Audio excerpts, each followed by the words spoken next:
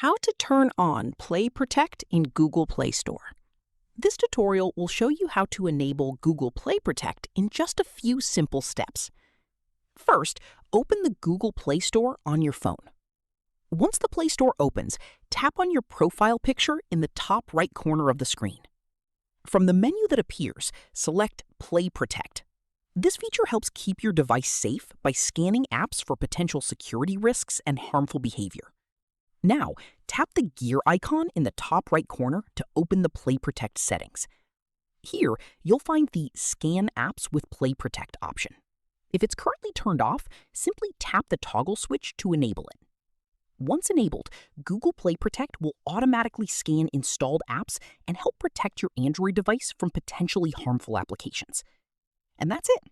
You've successfully turned on Google Play Protect and improved your phone's security.